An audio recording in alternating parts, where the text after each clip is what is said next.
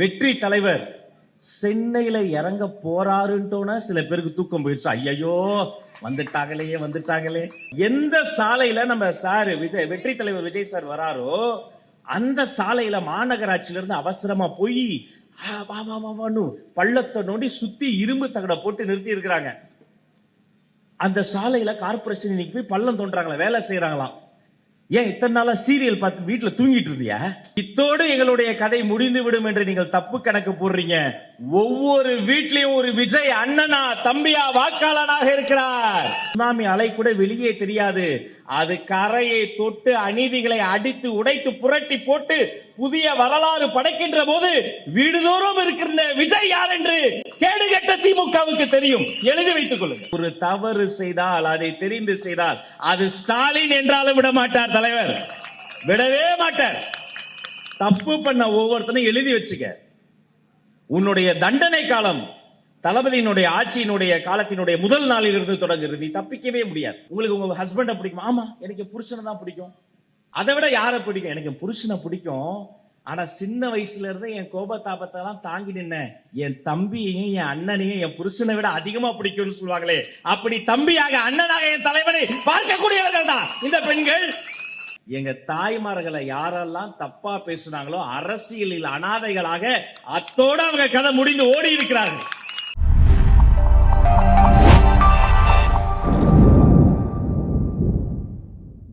நான் பேசுறது கேக்குதாப்பா? அங்கெல்லாம் கேக்குதா?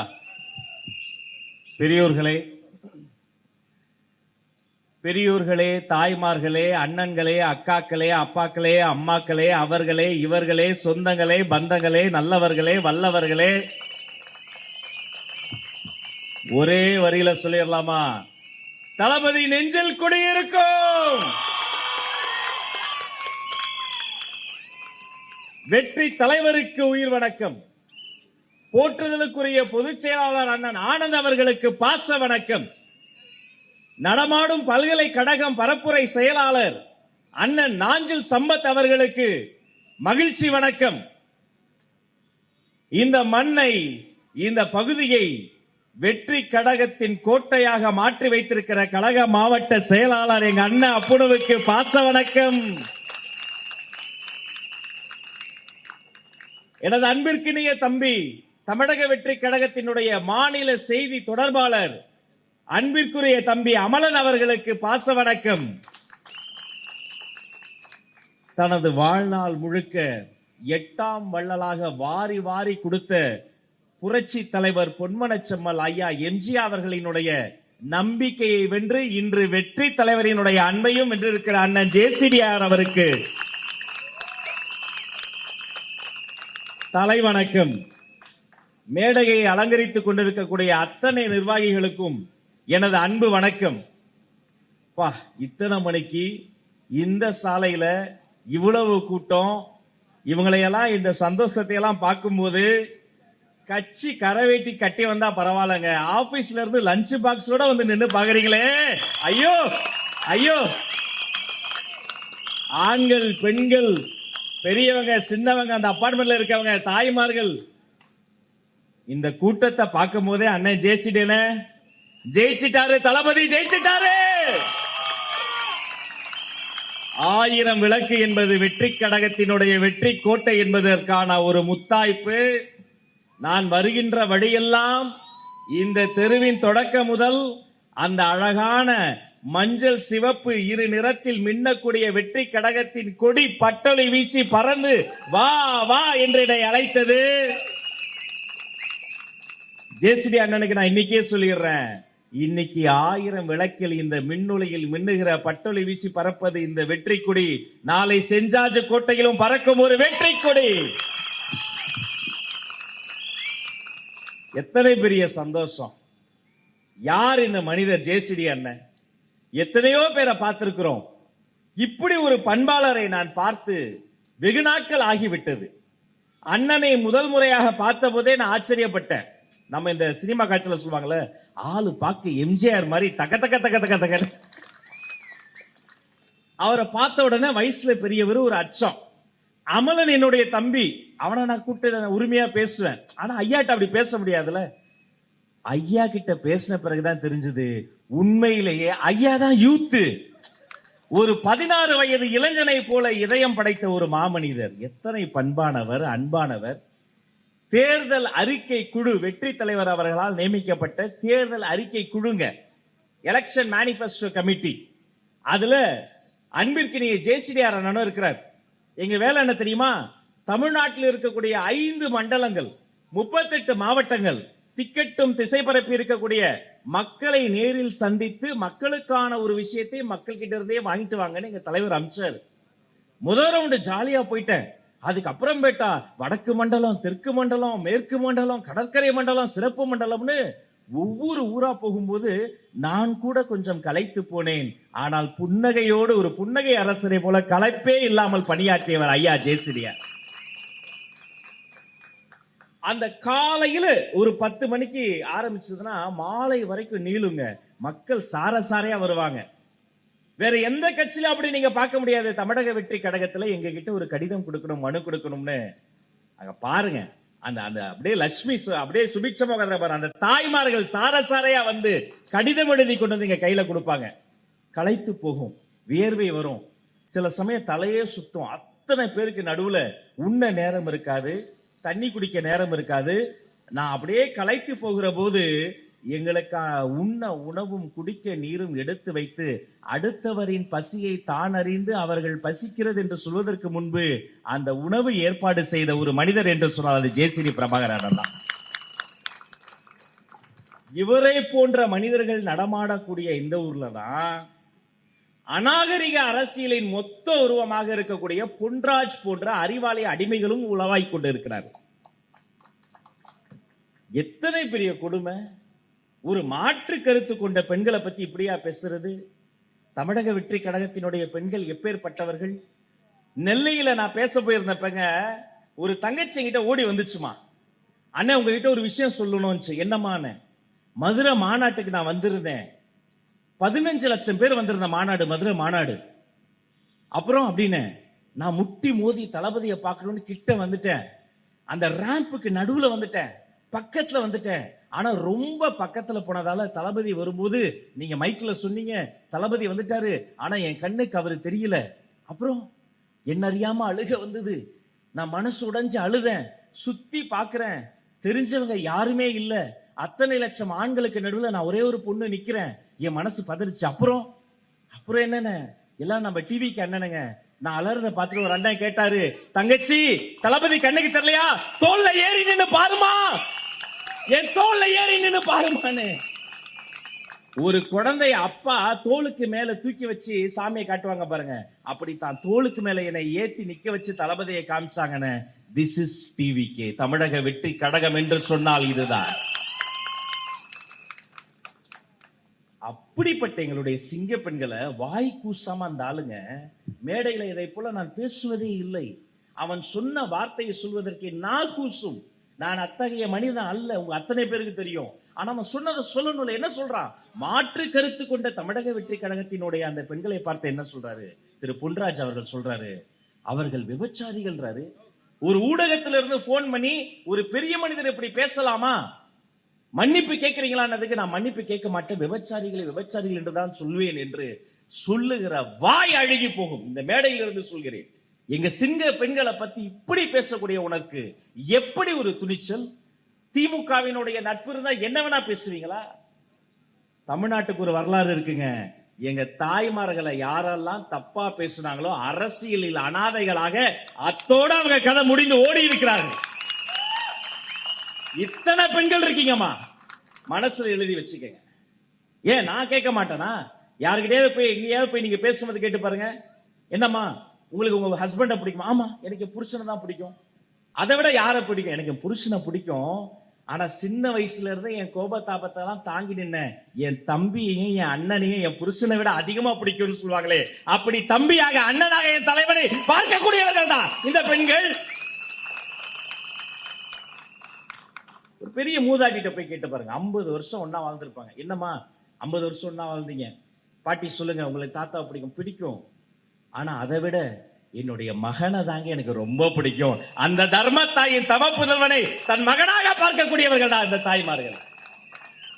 இவர்களை பத்தி நீ இப்படி நாக்குல பல்லு இல்லாம இப்படி பேசுவதற்கு எப்படி? இதுதான் திமுக அநாகரிக அரசியல். ஆனா ஜேசிடிஆர் மாதிரி மனிதர்கள் எப்படிப்பட்டவங்க தெரியுமா? நான் என்னுடைய நண்பர் பிரதீப் வந்திருக்கிறாரு, உட்கார்ந்து அவருடைய அபிடவிட்ல எடுத்து ஆராய்ச்சி பண்ணி பார்த்தோம்.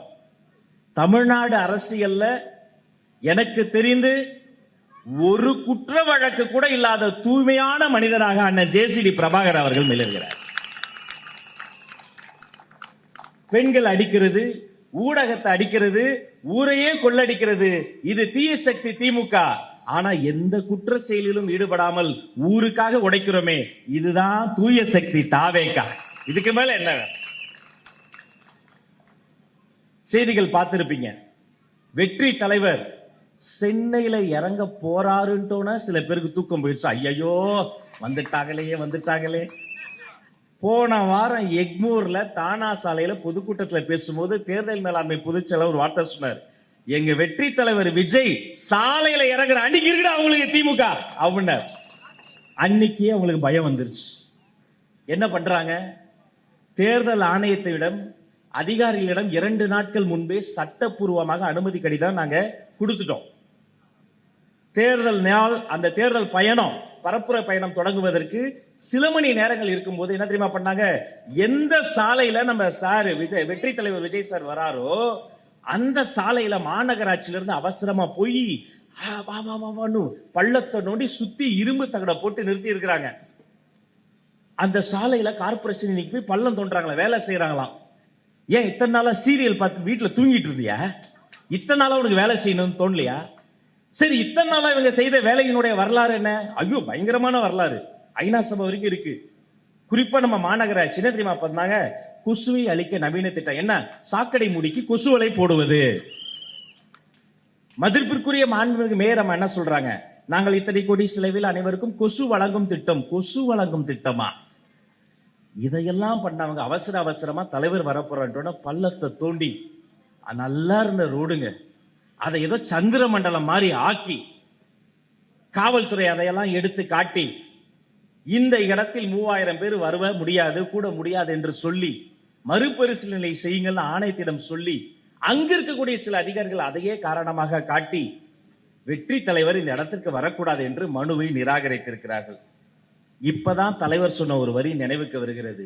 ஒரு வீதிக்கு வருவதை, ஒரு ஊருக்கு வருவதை, ஒரு தொகுதிக்கு வெற்றி தலைவர் வருவதை நீங்கள் தடுத்து விட்டால் இத்தோடு எங்களுடைய கதை முடிந்துவிடும் என்று நீங்கள் தப்பு கணக்கு போடுறீங்க.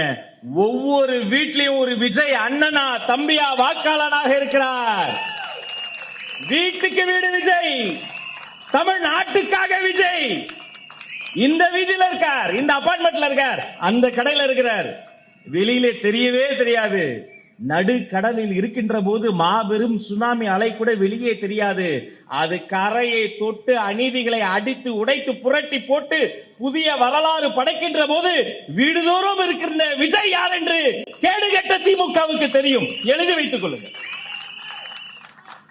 நாளை மட்டும் நமதில்லை, இனிமே நாம தான் தீய சக்தி திமுகவை வீட்டுக்கு அனுப்பி தூய சக்தி தாவேகா தமிழ்நாட்டை மீட்டெடுக்கும். எழுதி வைத்துக் கொள்ளுங்கள். இந்த தொகுதியில என்ன வேலை செஞ்சாங்க? இப்ப எங்க அண்ணா அப்புனா இருக்கார், உங்களுக்கு எல்லாருக்கும் தெரியும்.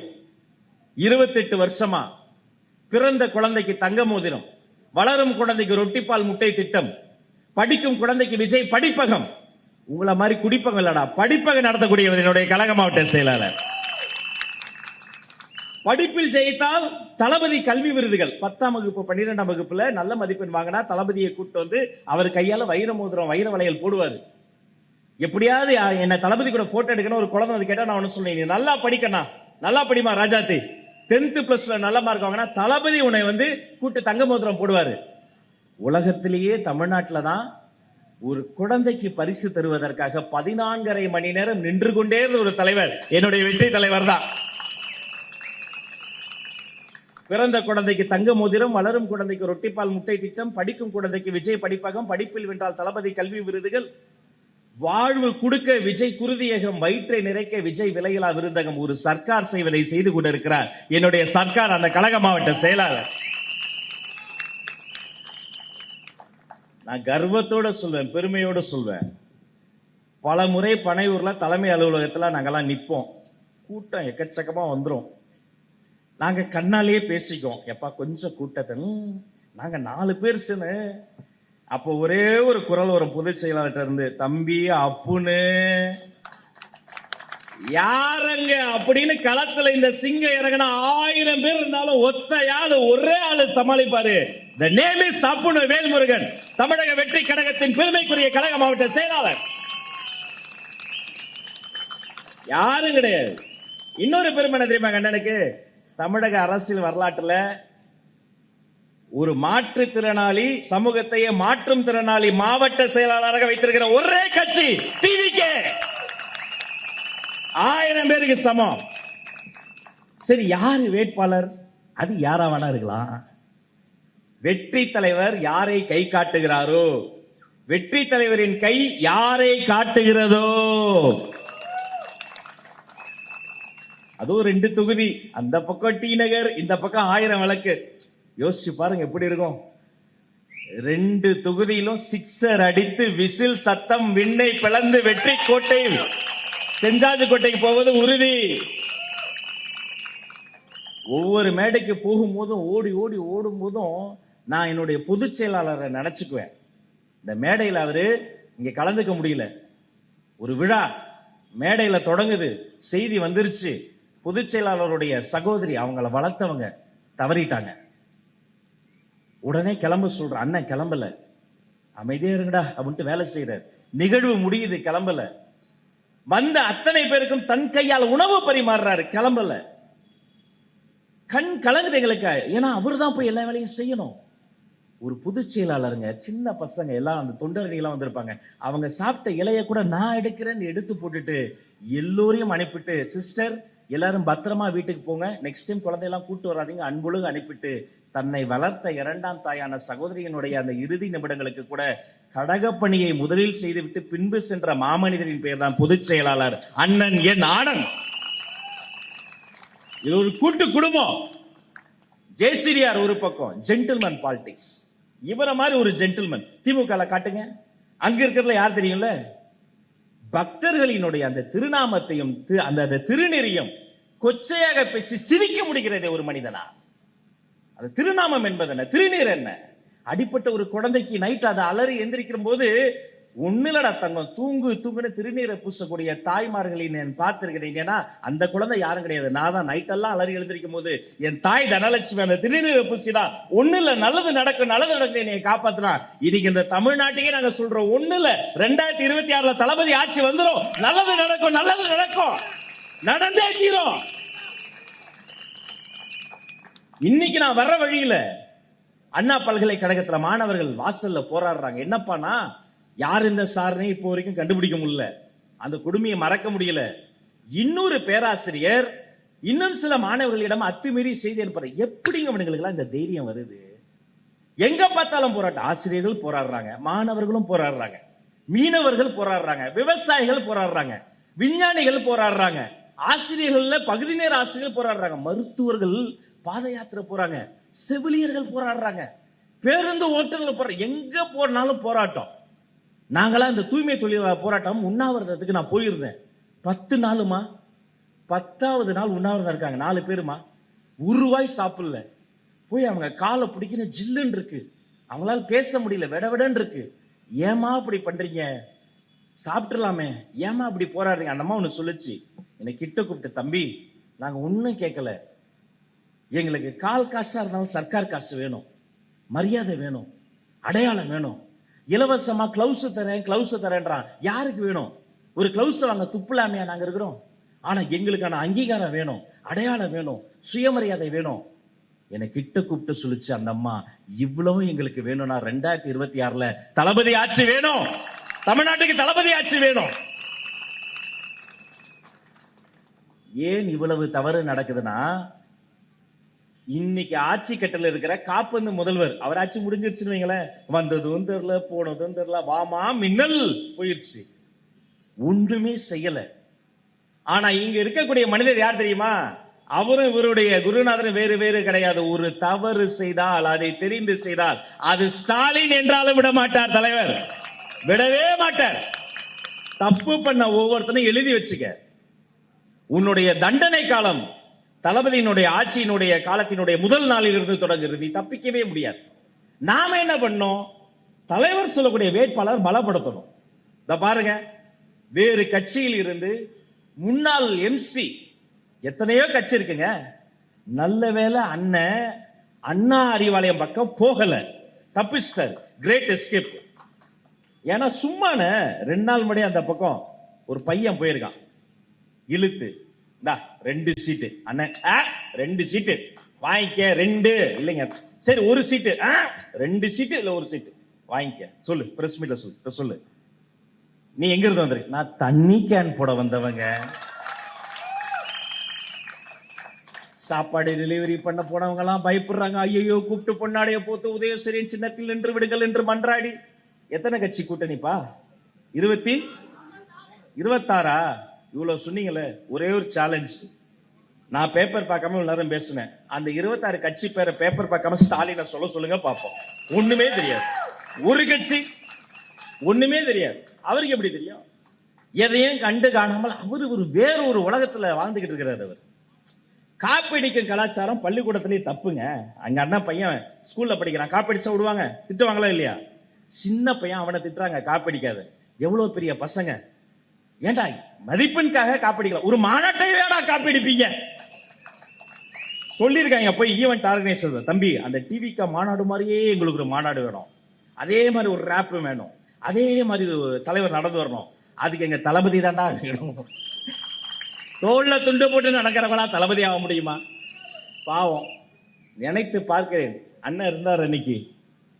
ஒரு இடத்திலே தலைவர் வருகிறார் என்று சொன்னால் ஆண்களும் பெண்களும் தாய்மார்களும் பெரியவங்களும் அப்படியே சிலிர்த்து நிற்க, மேடையில எங்களுடைய பொறுப்பாளர்களாம் ஓடி ஓடி ஓடி வேலை செய்து கொண்டிருக்க, கழக மாவட்ட செயலாளர்கள் ரத்தமும் வீரியும் சிந்தி அந்த மேடையை தூக்கி பிடித்து நிறுத்தியிருக்க, இதோ இந்த நிமிடம் அவர் வரப்போகிறார் என்று அறிந்தவுடன் மைக்கு நான் வந்து நின்று அப்படியே அந்த மக்களை பார்க்கும் போது அவ்வளவு சந்தோஷத்துல எல்லார் முகத்திலையும் சிரிப்பு வர, தர்மத்தாயின் தவ புதல்வர் வருகிறார் அப்படின்னு சொன்ன உடனே அப்படி வெள்ளை சட்டையை சாதாரணமா மடிச்சு விட்டு வெள்ளிக்காப்ப முறுக்கி விட்டு வெற்றி தலைவர் வந்து சிரித்த முகத்தோடு எல்லாருக்கும் ஒரு வணக்கத்தை வச்சு கையை காட்டும் போது, ஐயோ அந்த சாமி தேரே எங்க மேடைக்கு வந்த மாதிரி அப்படி இருக்கும். காப்பி அடிச்சாங்களே அந்த மேடையை யோசிச்சு பாருங்க. ராம்பாக்ல நடந்து போக சொல்லியிருக்காங்க, அவரு நடந்து வந்திருக்கிறாரு.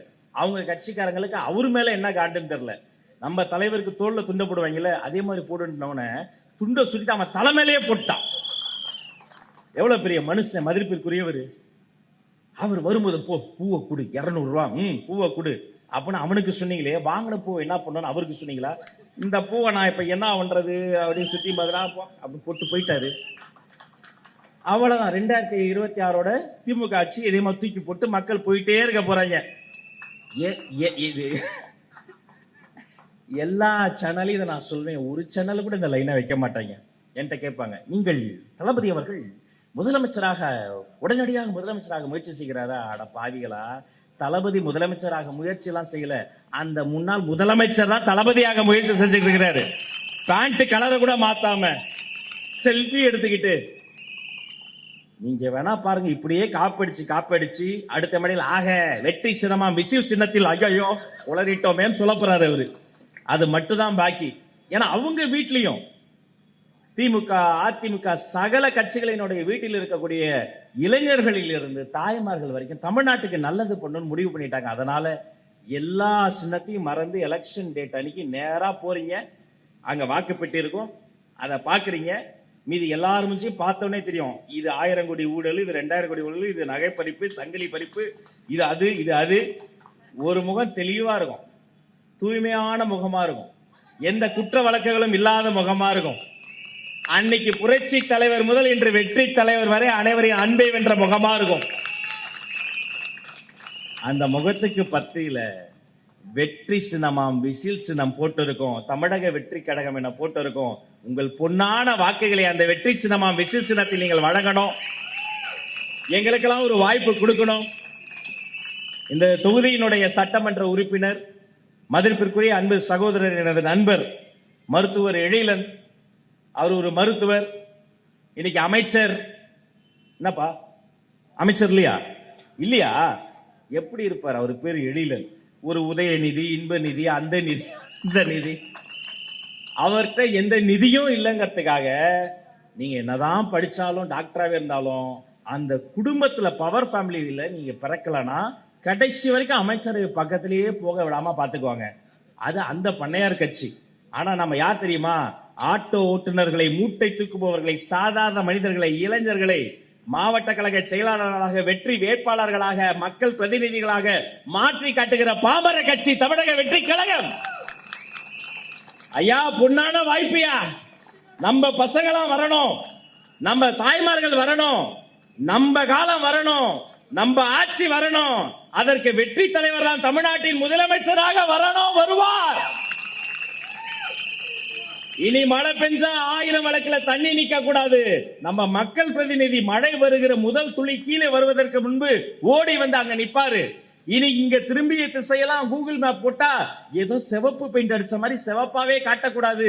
கடையில விக்கிற ஜாமை விட இங்க நிக்கிற டிராபிக் ஜாம், ஐயோ யோ, இதையெல்லாம் சரி செய்யணும். வசிப்பிடம் முதல், வாழ்விடம் முதல், வாகன நிறுத்தமிடம் முதல், சாலைகள் முதல், இங்க இருக்கிற ஒவ்வொரு வீடும், வீட்டுக்கு வீடு, வீதிக்கு வீதி, வெற்றி சின்னமாம் விசில் சின்னத்தில் வாக்களித்த 1000 விளக்கை மேம்படுத்துங்கள், காப்பாற்றுங்கள்.